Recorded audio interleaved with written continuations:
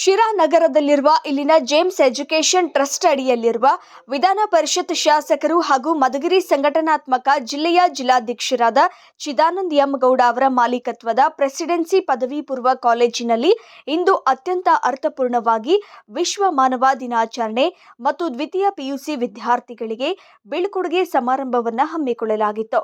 ಸಂಸ್ಥೆಯ ಅಧ್ಯಕ್ಷರಾದ ಚಿದಾನಂದ ಎಂ ಗೌಡ ಅವರ ಉಪಸ್ಥಿತಿ ಇದ್ದು, ಈ ಸಂದರ್ಭದಲ್ಲಿ ಭಾಗವಹಿಸಿ ಮಾತನಾಡಿದ ಅವರು ತಮ್ಮ ಸಂಸ್ಥೆಯ ವಿದ್ಯಾರ್ಥಿಗಳ ಭವಿಷ್ಯದ ಬಗ್ಗೆ ಹೆಮ್ಮೆಯ ಮಾತುಗಳನ್ನಾಡಿದ್ರು. ನಮ್ಮ ಸಂಸ್ಥೆಯ ಮುಖ್ಯ ಉದ್ದೇಶ ಕೇವಲ ಶಿಕ್ಷಣ ನೀಡುವುದಲ್ಲ, ಬದಲಾಗಿ ವಿದ್ಯಾರ್ಥಿಗಳನ್ನ ಉತ್ತಮ ಸಂಸ್ಕೃತಿಯುಳ್ಳ ವಿಶ್ವ ಮಾನವರನ್ನಾಗಿ ರೂಪಿಸುವುದು ಎಂದು ಪ್ರತಿಪಾದಿಸಿದರು. ಎಕ್ಸ್ಪೆಕ್ಟೇಷನ್ ಏನಿತ್ತು, definitely their words have motivated you. ನಾನು ಒಂದು ಕಾಲದಲ್ಲಿ ಹೇಳಿದ್ದೆ, ಚಿದಾನಂದ್ ಕ್ಯಾಂಪಸ್ಗೆ ಯಾರು ಹೋದರೂ ಇಂಗ್ಲೀಷ್ನಲ್ಲೇ ಮಾತಾಡ್ತಾರೆ, ರೈತರು ಹೋದರೂ ಇಂಗ್ಲೀಷಲ್ಲೇ ಮಾತಾಡ್ತಾರೆ ಅಂತೇಳಿ. ಹೌದು, ಆಗ ಒಂದು 5 ವರ್ಷ 10 ವರ್ಷ ಕಡ್ಡಾಯವಾಗದಿತ್ತು. ಯಾವಾಗ ನಮ್ಮ ಸ್ಕೂಲ್ನ ಆಯಗಳು ಇಂಗ್ಲೀಷ್ ಮಾತಾಡೋಕ್ಕೆ ಶುರು ಮಾಡಿದ್ರು, ಆವಾಗ ನಾನು ಇಂಗ್ಲೀಷಲ್ಲಿ ಮಾತಾಡೋದು ನಿಲ್ಲಿಸ್ಬಿಟ್ಟೆ. ಅಲ್ಲಿಂದ ಈಚೆಗೆ ಕನ್ನಡದಲ್ಲಿ ಮಾತಾಡೋದು ಪ್ರಾರಂಭ ಮಾಡಿದೆ. ಯಾಕೆ ಅಂತ ಹೇಳಿದ್ರೆ, ಆ ಒಂದು ಎನ್ವೈರ್ನಮೆಂಟ್ ಕ್ರಿಯೇಟ್ ಮಾಡೋದು ನನ್ನ ಉದ್ದೇಶ ಆಗಿತ್ತು. ಈ ಕ್ಯಾಂಪಸ್ಸಲ್ಲಿ ಆ ಕಮ್ಯುನಿಕೇಷನ್ ಸ್ಕಿಲ್ಸ್, ಆ ಒಂದು ಎನ್ವೈರ್ನಮೆಂಟ್ನ ಕ್ರಿಯೇಟ್ ಮಾಡೋದು ನಮ್ಮ ಉದ್ದೇಶ ಆಗಿತ್ತು. ಇವತ್ತು it goes without saying, presidency students ಎಲ್ಲಾದರೂ ಇರಲಿ, ದೇ ಆರ್ ಇಂಜಿನಿಯರ್ಸ್, ಡಾಕ್ಟರ್ಸ್, ಅವ್ರು ಫಸ್ಟ್ ಜ್ಞಾಪಿಸ್ಕೊಳ್ಳೋದು the very communication skills we learned there, the proficiency in English we learned there, the attitude and behavior we learned there, the discipline, ಆ ಶಿಸ್ತು, ಇದೆಲ್ಲವನ್ನು ನಾವು ಕಲ್ತಿದ್ದು ಇಲ್ಲಿ. ಖಂಡಿತ ಆ ಬೇಸಿಕ್ ಎಜುಕೇಷನ್ ಮಕ್ಕಳಿಗೆ ಏನು ಸಿಗುತ್ತೆ, ನಾವು ಕೂಡ ಅಂಥ ಒಂದು ಸಂಸ್ಥೆನಲ್ಲಿ ಕಲ್ತು ಬಂದಿದ್ದು. ಒಂದು ಹಳ್ಳಿನಲ್ಲಿ ಅಂದಿನ ಕಾಲಕ್ಕೆ ಒಂದು aided school, SARHS Baraguru Shri Anjaneya Swamy ಗ್ರಾಮಾಂತರ ಪ್ರೌಢಶಾಲೆ. ಒಬ್ಬ ದೊಡ್ಡ ವಿದ್ಯಾವಂತರು ಆ ಸಂಸ್ಥೆ BN ಕರೇಗೌಡ ಅಂತೇಳಿ, ಅವರು by profession he was an advocate. ಅವರು ಆ ಸಂಸ್ಥೆ ನಡೆಸ್ತಾ ಇದ್ರು. ಅಲ್ಲಿ ಅವತ್ತೇ ಒಂದು ದೊಡ್ಡ ಈ ರೀತಿಯ ವಾತಾವರಣ ಇತ್ತು. ಅದನ್ನು ಮನಸ್ಸಲ್ಲಿ ಇಟ್ಕೊಂಡು ಇಲ್ಲಿ ಬಂದಾಗ ಈ ಪ್ರೊಫೆಸರ್ ಮನೋಹರ್ ದೇಶ್ಮುಖ್ ಇದ್ದಾರೆ, ಅವ್ರು ಯಾವತ್ತೂ ಈ ಸ್ಟೇಜ್ ಮೇಲೆ ಏನೂ ಮಾತಾಡಿಲ್ಲ. You will be simply present, but behind the curtain ಅವ್ರ ಕೆಲಸ ದೊಡ್ಡದಿದೆ. ನನಗೆ ಶಿರಾದಲ್ಲಿ ಒಂದು ವಿದ್ಯಾಸಂಸ್ಥೆ ಪ್ರಾರಂಭ ಮಾಡಬೇಕು ಅಂತ ಹೇಳಿದಾಗ ನನ್ನನ್ನು ಒಂದು 25 ಇಂಟರ್ನ್ಯಾಷನಲ್ ಸ್ಕೂಲ್ ಕರ್ಕೊಂಡು ಹೋದ್ರು ಅವರು, ಅಕ್ರಾಸ್ ದ ಸ್ಟೇಟ್, ಈವನ್ ಹೈದ್ರಾಬಾದಲ್ಲಿ ಎಲ್ಲ ಕಡೆ ಬೇರೆ ಬೇರೆ ಸ್ಕೂಲ್ಗಳಿಗೆ ಕರ್ಕೊಂಡೋದ್ರು. ನಾನು ಎಲ್ಲವನ್ನೂ ನೋಡ್ಕೊಂಡು ಬಂದು ನಮ್ಮೂರಿಗೆ ಯಾವ್ದು ಸೂಟ್ ಆಗ್ಬೋದು ಅದನ್ನು ಇಲ್ಲಿ ಸ್ಥಾಪನೆ ಮಾಡೋಂಥ ಕೆಲಸ ಆಯಿತು. ಆ್ಯಂಡ್ ಆಲ್ಸೋ ಇನ್ನೊಂದು, ಆ ಮೊದಲನೇ ಬ್ಯಾಚಲ್ಲಿ ಅವರ ತಮ್ಮನ ಮಗನ ಇಲ್ಲಿ ಸೇರಿಸಿದ್ರು. ದ ಸೇಮ್ ಪರ್ಸನ್ ಬೆಂಗಳೂರಿಗೆ ಬಂದು ICSE ಅಬ್ರಿವೇಷನ್ ಗೊತ್ತಾ ನಿನಗೆ ಅಂತ ಕೇಳಿದ್ರು. ನನ್ನ ICSE ಅಂದ್ರೆ ಏನಂತ ಗೊತ್ತಾ ಅಂತ. ನಾನು ಸತ್ಯ ಹೇಳ್ತೀನಿ, ನಿಜಕ್ಕೂ ಗೊತ್ತಿರಲಿಲ್ಲ ನನಗೆ. ICSE ಅಂದರೆ Indian certificate of school education ಅಂತ ಅಷ್ಟೇ ಗೊತ್ತಿತ್ತು. ಅಲ್ಲಿ ಇನ್ನೊಂದು CE ಇದೆ, council for Indian school certificate examinations ಅಂತ, ಅದು ಕೂಡ ಗೊತ್ತಿರಲಿಲ್ಲ. ಆದರೆ ಮಕ್ಕಳೇ, ನಮಗೆಲ್ಲ ಗೊತ್ತಿರಬೇಕು ಅಂತಿಲ್ಲ ಸಾಧನೆ ಮಾಡೋದಕ್ಕೆ. ಯಾರೋ ನಮಗೊಬ್ರು ಮಾರ್ಗದರ್ಶಕರು ಬೇಕು ಅಂತ ಇಲ್ಲ. ಆದರೆ ನಾವು ಬ್ಲೈಂಡಾಗಿ ಅದ್ರೊಳಗಡೆ ಬೀಳ್ತೀವಲ್ಲ, ನೀರಿಗೆ ಬಿದ್ದು ಈಜೋದನ್ನು ಕಲಿಬೇಕು. ಗಡ್ಡೆ ಮೇಲೆ ನಿಂತ್ಕೊಂಡು ಅಥವಾ ನೀವು ಕೋಚಿಂಗ್ ಕ್ಲಾಸ್ಗೆ ಹೋಗಿ ನೆಲದ ಮೇಲೆ ಮುಳುಗ್ದಂಗೆ ಈಜು ಕಲ್ತ್ರೆ ಕಲಿತೀರಾ? ಇಲ್ಲ, ನೀರಿಗೆ ಬದ್ರೆ ಈಜು ಬರೋದು. ಅದೇ ಥರ ಇಲ್ಲೂ ಕೂಡ ಅಷ್ಟೇ. ಏನೇ ಸಾಧನೆ ಮಾಡಬೇಕು ಅಂದರೆ ಧೈರ್ಯಂ ಸರ್ವತ್ರ ಸಾಧನಂ. ನಿನಗೆ ಧೈರ್ಯ ಇದೆಯಾ, ನಿನಗೆ ರಿಸ್ಕ್ ತಗೊಳ್ಳೋಂಥ ಅಬಿಲಿಟಿ ಇದೆಯಾ, ಅದು ಒಂದು.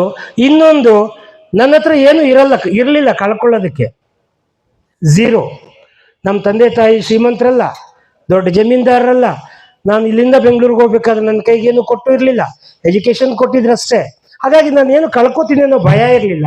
ಹಾಗಾಗಿ ಆನೆ ಹೋಗಿದ್ದೇ ದಾರಿ, ನಾನು ಮಾಡಿದ್ದೇ ಕೆಲಸ. ನಾನು ಮಾಸ್ಟರ್ ಡಿಗ್ರಿ ಆದಮೇಲೆ ಬೆಂಗಳೂರಿನಲ್ಲಿ ಅದು ಯಾವ ಧೈರ್ಯ ಗೊತ್ತಿಲ್ಲ. ನಾನು ಒಬ್ಬ ಲೆಕ್ಚರರ್ ಆಗಿ ನಮ್ಮ ಶ್ರೀನಿವಾಸ ರೆಡ್ಡಿ ಮಾತನಾಡ್ತಾ ಹೇಳಿದ್ರು, ಒಬ್ಬ ಲೆಕ್ಚರಾಗಿ ಸೇರ್ಕೋಬೇಕು ಅಂತ PS ಕಾಲೇಜಲ್ಲಿ ಒಂದು 6 ತಿಂಗಳು ಕೆಲಸ ಮಾಡಿದೆ, ಬೇಜಾರಾಯಿತು. ಇಲ್ಲ, ಈ ಪ್ರತಿದಿನ ಅಲ್ಲಿ ಪ್ರಿನ್ಸಿಪಾಲ್ ಎದುರುಗಡೆ ಹೋಗಿ ಸೈನ್ ಮಾಡ್ತಾ ಇದ್ವಿ. ಇವ್ರು ಸೈನ್ ಮಾಡೋದು ಎಲ್ಲ ಹೋಗಿ ಕ್ಯೂನಲ್ಲಿ ಹೋಗಿ ಸೈನ್ ಮಾಡಬೇಕು. ಆ ಪ್ರಿನ್ಸಿಪಾಲ್ ಅಲ್ಲಿ ಅಳ್ಳಾಡ್ದಂಗೆ ಕೂತಿರೋರು ಚೇರ್ ಮೇಲೆ. ಪ್ರೊಫೆಸರ್ ದೊರೆಸ್ವಾಮಿ ರೀಸೆಂಟ್ ಆಗಿ ತೀರೋದ್ರು, ನನ್ನ ಒಳ್ಳೆ ವೆಲ್ ವಿಷರು. ಸೊ ಅವ್ರು ನೋಡಿದೆ, ನಾನು ಯಾಕೆ ಹಿಂಗಾಗಬಾರ್ದು ಅಷ್ಟೇ, ಬೇರೆ ಏನೂ ಅನಿಸ್ಲಿಲ್ಲ. ಅದಾದ 6 ತಿಂಗಳಿಗೆ ನಾನು ಬೆಂಗಳೂರಿನಲ್ಲಿ ಸ್ಕೂಲ್ ಶುರು ಮಾಡಿದೆ. ಒಂದೇ ವರ್ಷ ನಾನು ಲೆಕ್ಚರರ್ ಆಗಿ ಕೆಲಸ ಮಾಡಿದ್ದು. ಬೆಂಗಳೂರಿನಲ್ಲಿ ಶಾಲೆ ಪ್ರಾರಂಭ ಮಾಡಿದೆ. 10 ವರ್ಷ ಐ ಹ್ಯಾಡ್ ಬಿಕಮ್ ಜಾಬ್ಲೆಸ್. ಕೆಲಸನೇ ಇಲ್ದಂಗೆ ಆಯ್ತು ನನಗೆ. ಸ್ಕೂಲು ಟೀಚರ್ಸು HMs ಅವರೆಲ್ಲ ಮ್ಯಾನೇಜ್ ಮಾಡೋದಕ್ಕೆ ಶುರು ಮಾಡಿದ್ರು. ನನಗೇನು ಕೆಲಸನೇ ಇಲ್ಲ. ಮನೆಗೆ ಹೋಗೋದು ಮಧ್ಯಾಹ್ನಕ್ಕೆ, ನನ್ನ ಮಿಸ್ಸಸ್ ಗೌರ್ಮೆಂಟ್ ಎಂಪ್ಲಾಯಿ ಇದ್ರು, ನನ್ನ ಮಗುನ ಆಟ ಆಡಿಸ್ಕೊಳೋದು ಮನೇಲಿ, ಮತ್ತು ಸಾಯಂಕಾಲ ಹೋಗೋದು, ಟೂರ್ ಹೊಡ್ಕೊಂಡು ಬರೋದು, ಈ ಥರ ಆಯಿತು. ಆಗ ಅನ್ನಿಸ್ತು, ಹೌದು ಇಷ್ಟಕ್ಕಾದರೆ ಸಾಕಾಗಲ್ಲ, ಇಷ್ಟು ಬೇಗ ರಿಟೈರ್ಮೆಂಟ್ ಆಗಿಬಿಟ್ರೆ ಹೇಗೆ ಲೈಫ್ ಅಂತೇಳಿ ಆಗ ನಮ್ಮ ಊರಿಗೆ ಜ್ಞಾಪಕ ಬಂತು. ಆ ಸಂಸ್ಥೆ ದೊಡ್ಡದಾಗಿ ಬೆಳೆಸಬೇಕು ಅಂತ ಯೋಚನೆ ಮಾಡಿದಾಗ ಅಲ್ಲೆಲ್ಲೋ ಬೆಂಗಳೂರಿನಲ್ಲಿ ನಂತರದವ್ರು 1000 ಜನ ಇದ್ದಾರೆ, ಅಲ್ಲೆಲ್ಲ ಮಾಡಬೇಕಾಗಿರೋದು. ಒಂದು ಸಾರಿ ಬಂದೆ ನಾನು ಊರಿಗೆ, ನಮ್ಮ ಊರಿಗೆ ಹಬ್ಬಕ್ಕೆ. ಆ ಸಂದರ್ಭದಲ್ಲಿ ಅದು ನನ್ನ ಮನಸ್ಸಿಗೆ ಬಂತು. ಇಲ್ಲಿ ನಿಜಕ್ಕೂ ಎಜುಕೇಷನಲ್ಲಿ ಬ್ಯಾಕ್ವರ್ಡ್ ಎಷ್ಟು ಅಂತ ಹೇಳಿದ್ರೆ, ಶ್ರೀನಿವಾಸ್ ರೆಡ್ಡಿ ಹೇಳಿದ್ರು, ಅವ್ರ ಪಾವಗಡಕ್ಕಿಂತ ಶಿರಾ ಎಜುಕೇಷನಲ್ಲಿ ವೆರಿ ಬ್ಯಾಕ್ವರ್ಡ್ ಆಗಿನ ಕಾಲಕ್ಕೆ. ಪಾವಗಡದಲ್ಲಾದರೂ ಬುದ್ಧಿವಂತರಿದ್ರು, ಅವರೆಲ್ಲ ನಮಗೆ ತುಮಕೂರಿನಲ್ಲಿ ರೂಮ್ಮೇಟ್ಸ್ ಇದ್ರು. ಶಿರಾ ತುಂಬ ಹಿಂದೆ ಇತ್ತು ಶಿಕ್ಷಣದಲ್ಲಿ. ಆಗ ಒಂದು ದೃಢ ನಿರ್ಧಾರ ತಗೊಂಡೆ. ನನಗೆ ಎಷ್ಟು ಗೊತ್ತಾ ವಯಸ್ಸಾವಾಗ 34 ವರ್ಷ. ಬೆಂಗಳೂರಿನಲ್ಲಿ ಶಾಲೆ ಪ್ರಾರಂಭ ಮಾಡಿದಾಗ 24 ವರ್ಷ. ಇವ್ರು ಯಾರೋ ಒಬ್ರು ಯಜಮಾನ್ರು ಕುರ್ಬುರಾಮನಹಳ್ಳಿ ಅವ್ರು ಬಂದು ಕೇಳಿದ್ರು ನನಗೆ, ಅಲ್ಲಪ್ಪ ಒಳ್ಳೆ ಹೆಂಡತಿ ಮಕ್ಕಳ ಜೊತೆಗೆ ಎಂಜಾಯ್ ಮಾಡುವಂಥ ವಯಸ್ಸಲ್ಲಿ ಏನಪ್ಪ ಇದು ನಿನ್ನ ಕರ್ಮ, ಇಲ್ಲಿ ಬಂದು ಇಷ್ಟೊಂದು ಜವಾಬ್ದಾರಿ ಮೈ ಮೇಲೆ ಹೊತ್ಕೊಂಡು ಇದೆಲ್ಲ ಮಾಡ್ತಾ ಇದ್ದೆ. ನಾನು ಹೇಳಿದೆ, ನಾನೊಬ್ಬ ಸೌಕೋತೀನಿ ಅಷ್ಟೇ ಸೌದ್ರೆ, ಆದರೆ ಇದರಿಂದ ಖಂಡಿತವಾಗ್ಲೂ ಕೂಡ ಲಕ್ಷಾಂತರ ಕುಟುಂಬಗಳಿಗೆ ಮುಂದಿನ ದಿನಗಳಲ್ಲಿ ಅನುಕೂಲ ಆಗುತ್ತೆ. ಹಾಗಾಗಿ I am ready to sacrifice myself. ಅವತ್ತು ಏನು ಮಾಡಿದೆ ಅದು ಇವತ್ತಿನವರೆಗೂ, ಈವನ್ ಟಿಲ್ ಟುಡೇ ಅದೇ ದಾರಿನಲ್ಲಿ ಮುಂದಕ್ಕೆ ಹೋಗ್ತಾ ಇದ್ದೀನಿ. ನನ್ನ ಅದೃಷ್ಟಕ್ಕೆ ನಾವು ಯಾವಾಗ ಒಳ್ಳೇದನ್ನು ಮಾಡಬೇಕು ಅಂತ ಹೇಳ್ತೀವಿ, ಅವಾಗೆಲ್ಲ ಒಳ್ಳೆ ಜನನೇ ನಮ್ಮ ಜೊತೆಗೆ ಬರ್ತಾರೆ.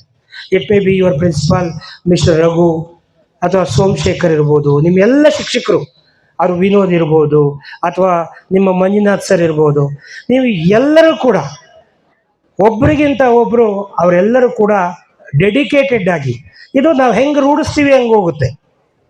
ನಾವೇನಾದರೂ ಎಲ್ಲರೂ ದರೋಡೆ ಮಾಡಬೇಕು, ಕಳ್ತನ ಮಾಡಬೇಕು ಅಂದರೆ ಒಳ್ಳೊಳ್ಳೆ ಸ್ಟ್ರಾಂಗ್ ಕಳ್ಳರೆಲ್ಲ ನಮ್ಮ ಜೊತೆಗೆ ಬರ್ತಾರೆ, ಎಕ್ಸ್ಪರ್ಟ್ಸ್ ಎಲ್ಲ ಬರ್ತಾರೆ. ಇಲ್ಲ ಇನ್ಯಾವುದೋ ಒಂದು ಬಾರೋ ರೆಸ್ಟೋರೆಂಟ್ ಮಾಡಿದ್ರೆ ಅದಕ್ಕೆ ಗಿರಾಕಿಗಳು ಅವರೇ ಬೇರೆ ಬರ್ತಾರೆ. ಹಾಗಾಗಿ ನಾವು ಯಾವ ದಾರಿನಲ್ಲಿ ಹೋಗ್ತೀವಿ ಆ ರೀತಿ ಜನ ನಮ್ಮ ಜೊತೆಗೆ ಬರ್ತಾರೆ, ದೇವರು ಕಳಿಸ್ಕೊಡ್ತಾನೆ. ಈ ದೇಶಮುಖ ಅಂದ್ರೆ ಯಾರಂತಾನೆ ಗೊತ್ತಿರಲಿಲ್ಲ ನನಗೆ. ಈ ಥರದವ್ರು ತುಂಬ ಜನ ನಮ್ಮ ಪ್ರೆಸಿಡೆನ್ಸಿ ಜೀವನದಲ್ಲಿ, ಎಲ್ಲಿ ಪ್ರೆಸಿಡೆನ್ಸಿ, ಎಲ್ಲಿ ಸಿರಾ, ಎಲ್ಲಿ ಬೆಂಗಳೂರು, ಅಲ್ಲಿಂದ ಬಂದರು. George Matthew ICSE founder principal, ಹಾಗೆ ನಮ್ಮ ಗಿರಿಪ್ರಸಾದ್ ಎಲ್ ಪಾಟೀಲ್, ಅವರು ಆಲ್ರೌಂಡರ್ ಗಿರಿಪ್ರಸಾದ್ ಎಲ್ ಪಾಟೀಲ್. ಯಾಕೆ ಅವರು ಫಸ್ಟ್ ICSEನಲ್ಲಿ ಇಂಗ್ಲೀಷ್ ಪಾಠ ಮಾಡ್ತಾ ಇದ್ರು. ಅದಾದಮೇಲೆ ನಾನು I started encouraging them, let them become a principal ಅಂತೇಳಿ.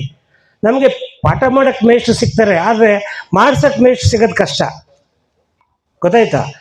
ಮಾಡಿಸೋವಂಥ ಮೇಷ್ಟ್ರು ಪ್ರಿನ್ಸಿಪಾಲ್ಗಳು ಅವ್ರ ಕೆಲಸ ಅವ್ರು ಅಚ್ಚುಕಟ್ಟಾಗಿ ಮಾಡ್ತಾರೆ, ಬೇರೆಯವ್ರ ಹತ್ರ ಕೆಲಸ ಮಾಡಿಸೋರು ಭಾಳ ಕಷ್ಟ.